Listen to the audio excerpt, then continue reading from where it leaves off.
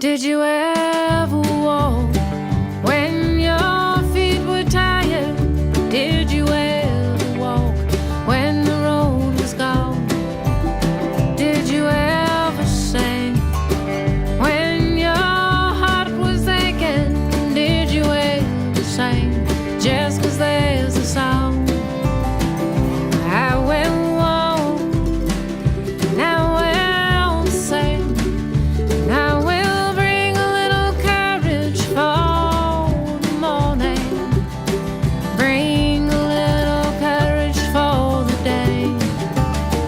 Did you ever laugh when all hope was lost? Did you ever laugh just to ease the pain? Did you ever weep till the tears were gone? Did you ever weep teardrops like rain? I will laugh, and I will weep, I will bring a little courage for the morning, bring a little courage for the day.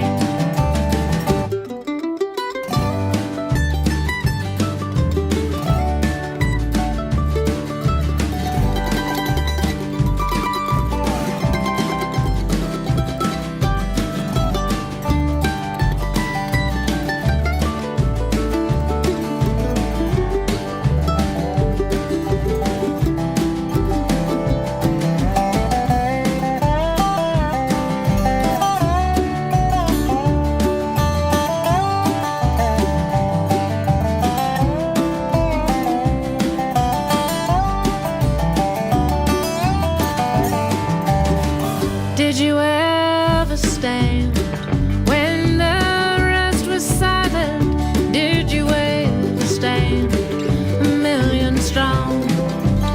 Did you ever dream in the darkest hour? Did you ever dream right to change the wrong? I will stand, and I will dream, and I will bring a little courage for the morning, bring a little courage for the day.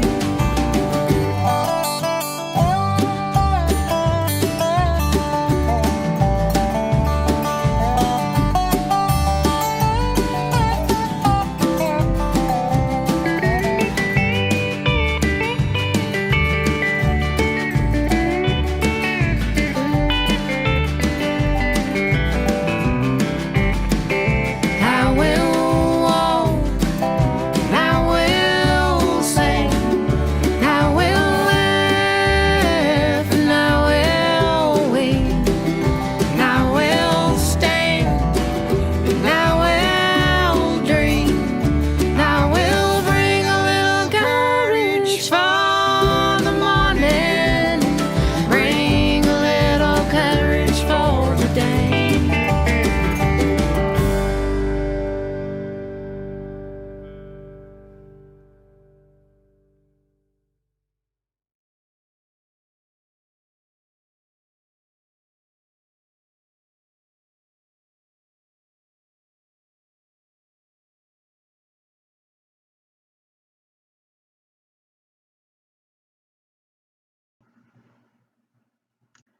Hello, welcome to this virtual service of the Unitarian Universalist Fellowship of Waynesboro. My name is Laura Riggin. I've been a member of UUFW for about 10 years, and I am so looking forward to seeing my UU friends again in person soon. We're getting closer, y'all. If you are visiting our service this morning and would like to know more about Unitarian Universalism, or are interested in becoming a member, please look for the slide near the end of our service that gives contact information for the membership team and for our minister, Reverend Paul Oakley. In the words of Viola Abbott, we are Unitarian Universalists. When we lift up our 7 principles, some of us think of them as a form of theology, but they are more important to us than that. They do not tell us what we should believe. They tell us how we should be. They tell us how we should act in the larger world and with each other. We are brought here today knowing that Unitarian Universalism sometimes falls short of the image that was presented to the world and to many of those who embraced this religion. But we are also brought here today by the truth that Unitarian Universalism has shifted course to move toward a place of wholeness, a place that perhaps never existed for us as a denomination. It has been a long and sometimes unforgiving road to today, but we are here today because we are mindful of that past and because we have hope for the future. We want the practice of this faith to be a fulfilling manifestation of its promise. Open your hearts, seek new ways of understanding. Come, let us worship together. Now let us light the chalice of our hearts with these words by Adrian Graham. We kindle a flame of power, illuminating the holy in each of our faces. We recognize in the flame a passionate commitment to our shared faith. We are held and carried from day to day, week to week, in the shining of the light. This flame is mine as well as yours. We are brought together on this day, called to growth, to expansion within its glow. What does your heart know while beholding this holy fire?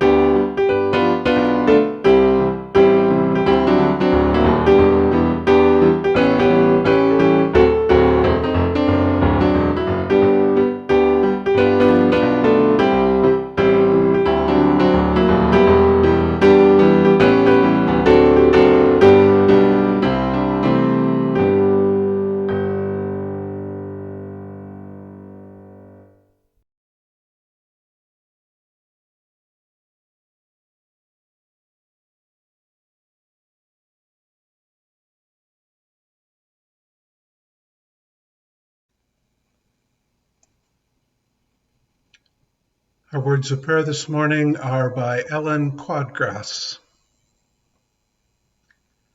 Sheltered in our homes or going to work, masked in public spaces, socially distanced, having groceries delivered to our cars or to our homes, past the big surge, but still facing risks. For month after month, we're edgy, tired, and a little bit raw. We are tender, vulnerable, anxious for this to be over and for life to resume its familiar contours. We are so tired and so anxious, even more anxious as we face spring weather, already warm, some days almost like summer. And we are open, maybe a little more open than usual. Those of us who are white, who before might have been distracted, who might before have been too busy, who before might have been preoccupied with our lives, have noticed and are noticing ways injustice has happened to people of color, the same way again and again and again. Now we have become aware. Please, may we become aware. We have been moving toward accepting the eighth principle here and throughout our movement. May we not lose awareness. May we not get distracted. May we not turn away. May we open, really open ourselves, accepting the invitation to change, to really change our minds, our hearts, our world. When we encounter calls to defund the police, when we encounter calls for reparations, when we hear follow our lead from people of color, may we listen, may we learn, may we be open, even if it means rethinking everything you thought you knew about the world. Let us take it seriously, we who are white. When people of color tell us that aspects of white culture that we've just taken for granted and assumed to be good, that those aspects perpetuate white supremacy. We have, all of us as humans, an enormous opportunity to change one of the oldest injustices in history, to change everything. May we stay vulnerable. May we stay tender. And may we take action. Eyes and hearts and minds open.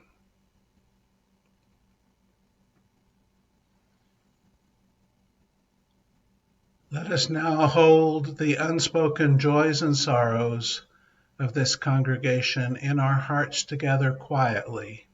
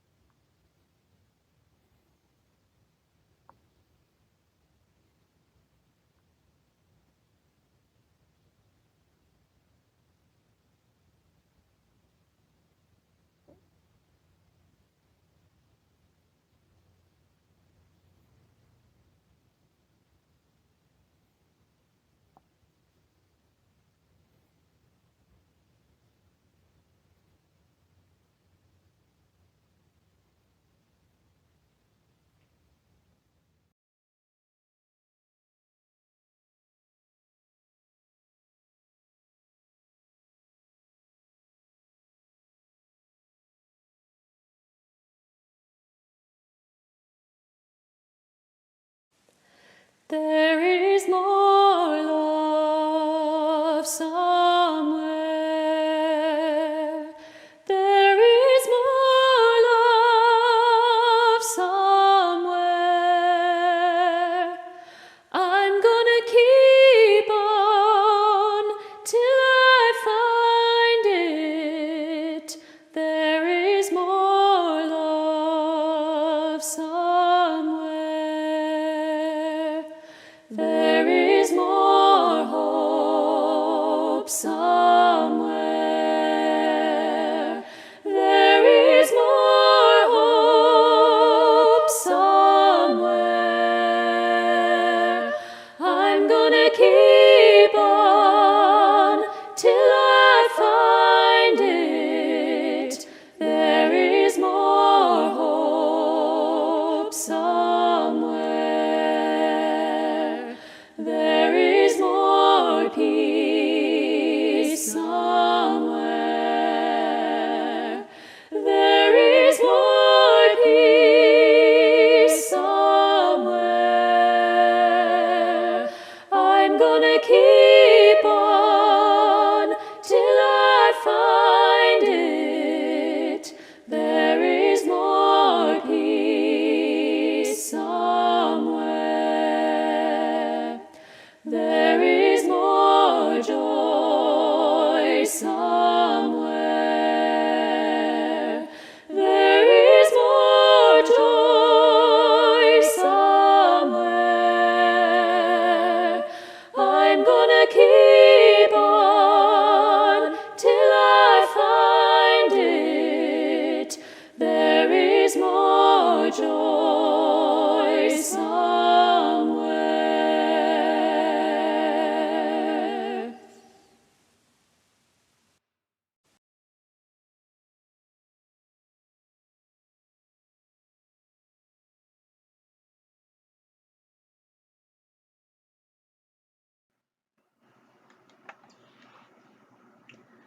Our reading this morning is called Missing Voices.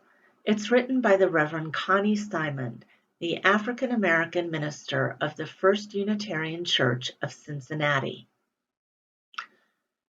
Reverend Simon writes, "When I started attending a UU church, I was excited by the promise of worship that would draw from the arts, science, nature, literature, and a multitude of voices. Indeed, some of the voices that Unitarian Universalists hear in worship each week belong to Thoreau, Emerson, Ballot, and others. Their words are beautiful, but they come from a culture and experience that's foreign to me. When do I get to hear voices from my culture?" I quickly learned that other than the same few quotes from Martin Luther King Jr. and Howard Thurman's The Work of Christmas, it wasn't going to happen. I sit attentively and listen with my head to their voices, while my heart longs to hear more of our voices. Reverend Simon continues, "I am a Black woman. When I look around on Sunday morning, I don't see many people who look like me. In most of the congregations I visit, I don't see anybody who looks like me. So I guess I shouldn't be surprised that I don't hear voices of people who share my experience. But it still hurts. I want to hear voices that tell the struggle of living under the weight of oppression in this culture of white supremacy. I want to hear stories of trying to stay afloat in the water we swim in. I want to hear voices of living while Black in America.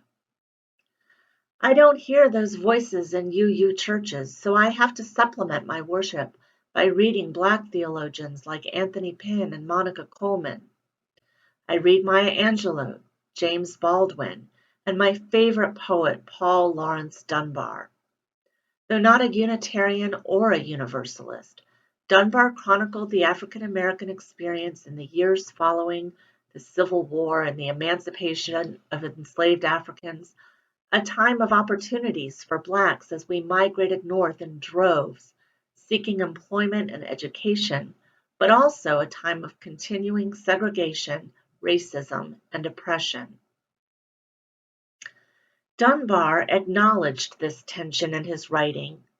We hear him long for joy and prosperity, while at the same time knowing that the system would conspire to keep true happiness just beyond his grasp.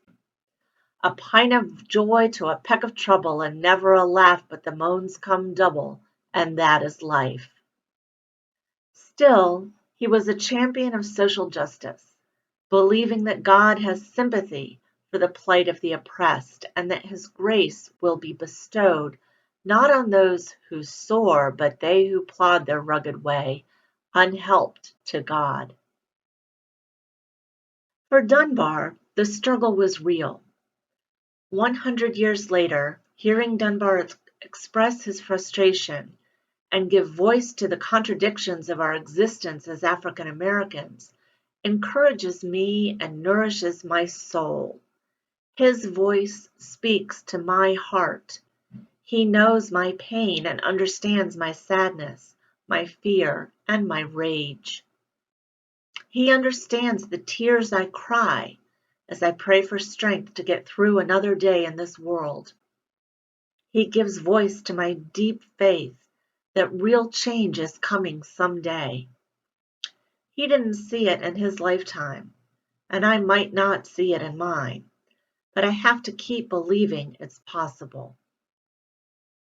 That's the message many African Americans long to hear in church. I know that's what I need to hear every now and then.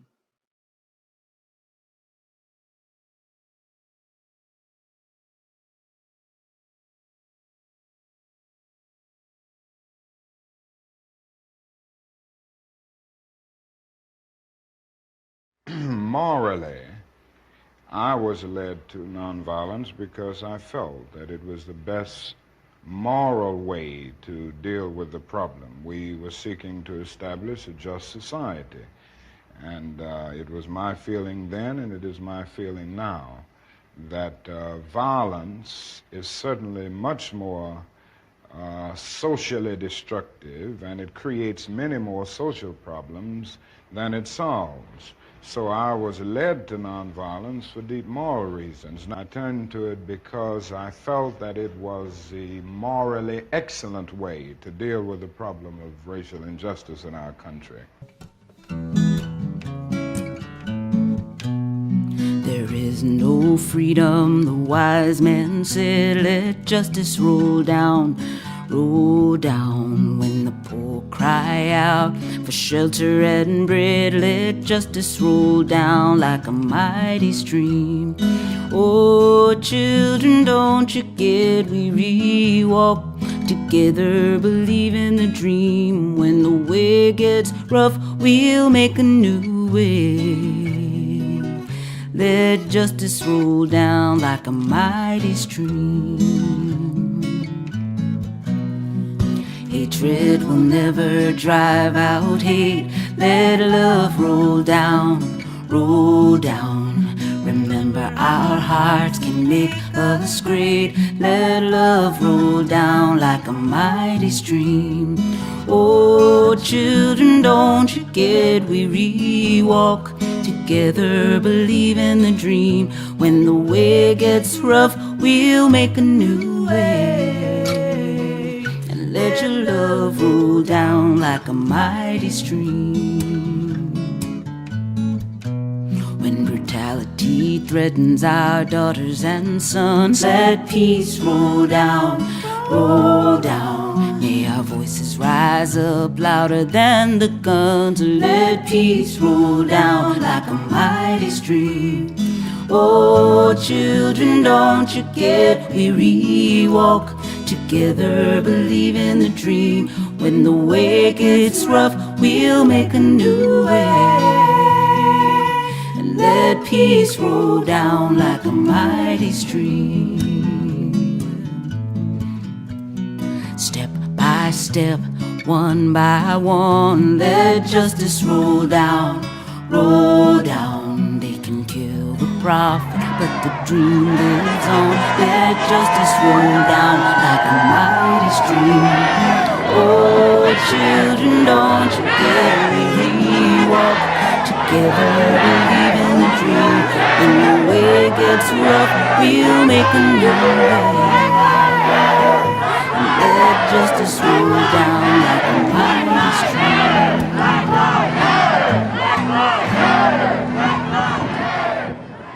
I turned to it because I felt that it was the morally excellent way to deal with the problem of racial injustice in our country.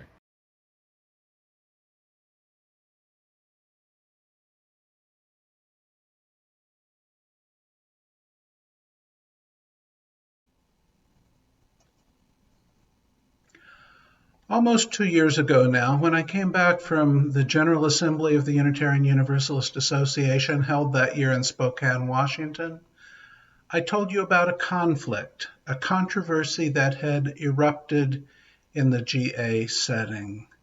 The minister of the Spokane congregation had self-published a book of 3 essays critical of some of the positive and progressive trends within the association that he saw as betraying the tradition of logic and rationalism within our movement. Some of the things he saw as problems, he interpreted as non-democratic or even anti-democratic, as taking the tradition away from the people and demanding something new. I reported to you then that I had read his book, and I did not find his logic very logical, or his rationalism very rational, nor his writing, quite honestly, up to the standards of good publishing. But it was impassioned. Immediately, his peers responded to his arguments with condemnation. Many saw his essays as full of racism, transphobia, ableism, and several other such negative worldviews. And for a few good reasons, and quite a few bad ones, my colleague in Spokane refused to engage with his critics, but instead dug in and stood his ground. The result was that after several efforts of engagement, my white colleague in Spokane was suspended from membership in the Unitarian Universalist Ministers Association and removed from ministerial fellowship by the Unitarian Universalist Association. A few of his supporters have had similar organizational woes of their own, all connected to their unwillingness to engage in restorative process with their critics who were harmed by their arguments and by their words. While many of you are and have been blissfully unaware of this, it is a denominational tempest that has touched some even here. I was reminded of all this by the recent self-publication of a follow-up book by my Spokane colleague, a book in which he portrays himself as a martyr who has been deprived of due process.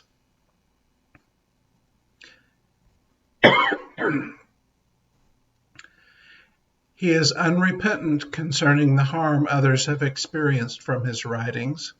He insists that his freedom of self-expression and the value of logic and rationalism trump everything else, and demands that we honor him, the wronged man who stands for what he thinks Unitarian Universalism has always been about.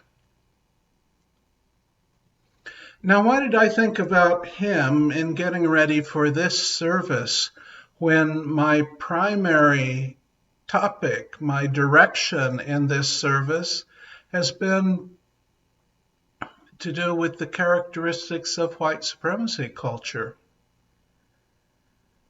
My colleague in Spokane is someone I had a few seminary classes with and had always liked.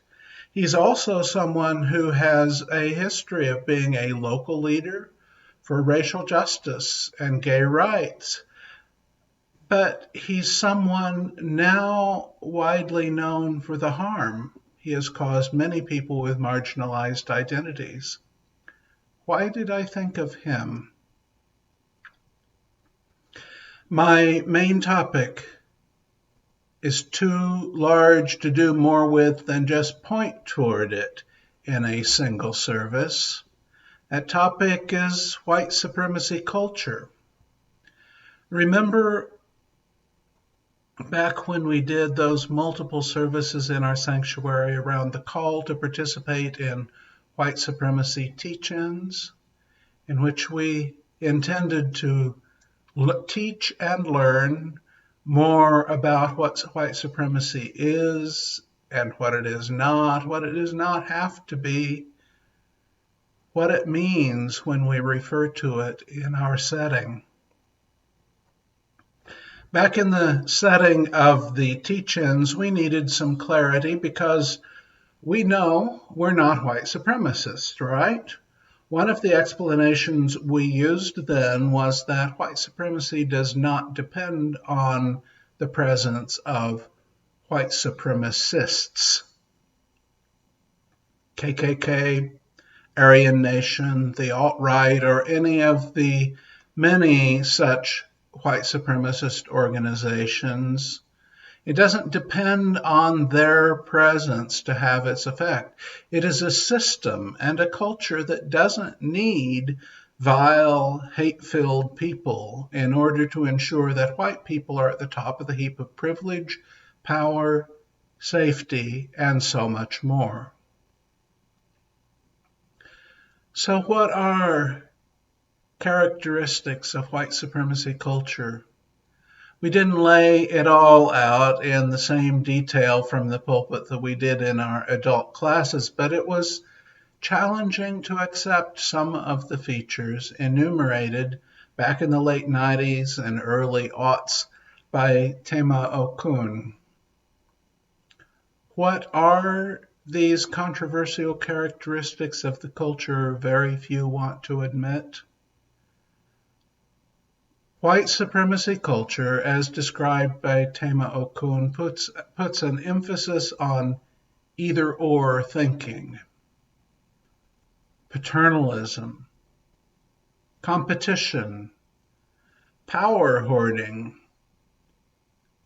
comfort with having predominantly white leadership, individualism and separateness, fear of open conflict, setting of priorities and timelines that perpetuate white supremacy culture, superiority of the written word, comprehensiveness, and treating relationships as transactional. And in thinking through these challenging features, the first one needs to guide us. Either-or thinking can rob us of nuance and truth. Paternalism allows those with power in a white supremacy system, these are, after all, mostly white, allows them to decide for those without power what they need and what they should have and what they shouldn't have and what they should be satisfied with. Fetishized competition encourages minority positions to be obliterated rather than honored and included in decision making. White supremacy culture likes looking in the mirror and seeing white people in positions of power and doesn't even see the problem when people of color point it out. White supremacy culture fetishizes the individual as the locus of power and value, claiming that our system is meritocratic and therefore awards power and wealth to those who deserve it, rather than accepting that in community, power and resources must be shared with all and all must be valued. It uses standard practices to control dissent and exercise power over. It treats the letter of the law as more important than its spirit and maintains control by exchange of meticulously structured and argued texts. It sets up a sense of urgency where it is more important to act expediently rather than justly and fairly. It leads us to expect that every detail must be nailed down exhaustively and authoritatively to be valid, and every relationship is mostly about what benefit can be milked from it, not about how it can build and sustain something far greater than individualistic benefit. And these are only part of the characteristics Okun outlines, along with perfectionism, defensiveness, tolerance of white mediocrity, while demanding perfection from non-white people. There are many characteristics in this list and much discussion of what they mean. And if you haven't studied these expanded characteristics of white supremacy culture, I invite you to do so. And if it is new to you, I invite you to sit with your discomfort with what you read and hear and allow the voices from the margin to come to the center where they can be heard and might even be taken seriously. While many white people can accept that many of these characteristics can be used in negative ways, they're also comfortable and comforting to a white majority. They are the water our society swims in. So what can be wrong with it is an easy way of thinking about it. This is our history. It is normative, but if we are not going to empower the same old people to do the same old thing and perpetuate the same old evils, what option is there? Because that's all normative, right? Well, how about regearing for equity rather than dominance? How about a culture when the more a person or a group are affected by a decision, the more they will participate in forming the decision? How about collaboration? How about transformational relationships in which all parties participate in creation of something that benefits all? The norms of our society, our institutions, and ourselves are based on power patterns from the past.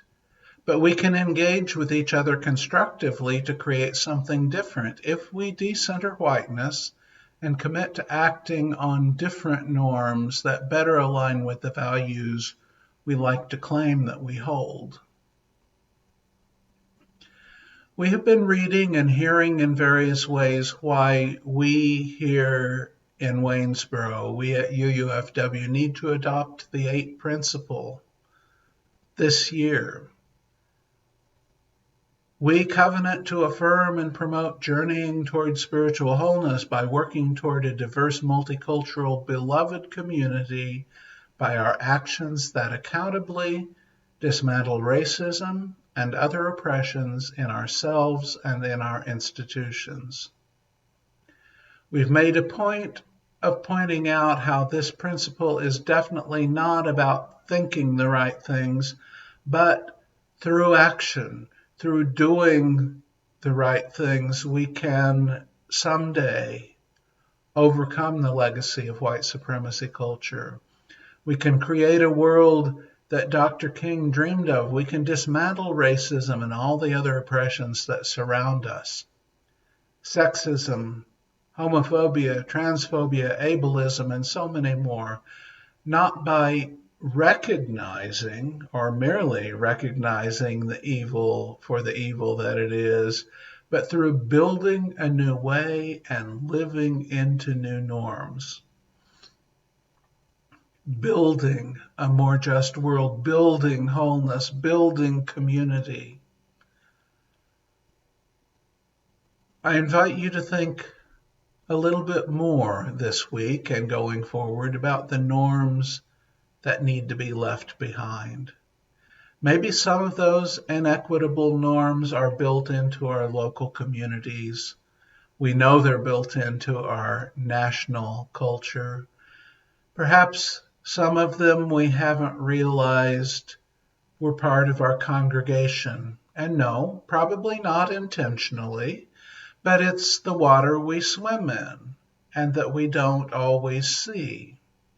Study Tema Okun's characteristics of white supremacy culture and sit with the discomfort and realize that it is in transformational relationships that we can take our journey toward wholeness to the next step, that we can move toward greater justice.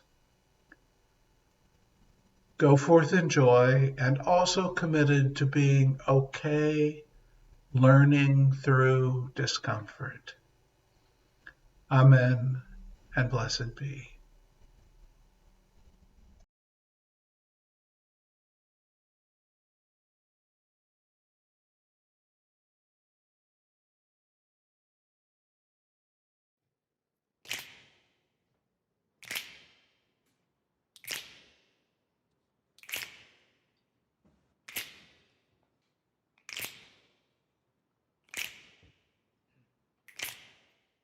We shall be known by the company we keep, by the ones who circle round to tend these fires. We shall be known by the ones who sow and reap the seeds of change alive from deep within the earth. It is time now. It is time now that we thrive. It is time we lead ourselves into the well. It is time now, and what a time to be alive. In this great turning we shall learn to lead in love. In this great turning we shall learn to lead in love. We shall be known by the company we keep, by the ones who circle round to tend these fires. We shall be known by the ones who sow and reap the seeds of change alive from deep within the earth. It is time now. It is time now that we thrive. It is time we lead ourselves into the well. It is time now, and what a time to be alive. In this great turning we shall learn to lead in love. In this great turning we shall learn to lead in love. In this great turning we shall learn to lead in love. In this great turning we shall learn to lead in love.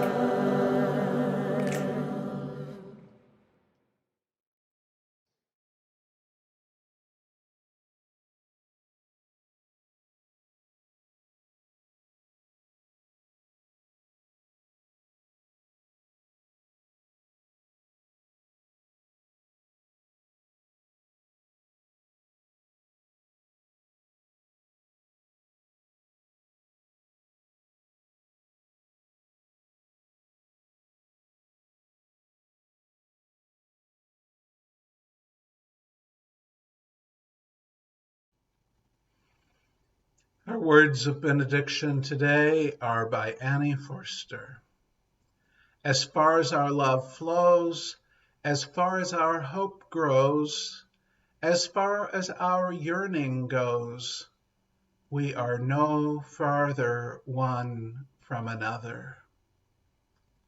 Amen and blessed be.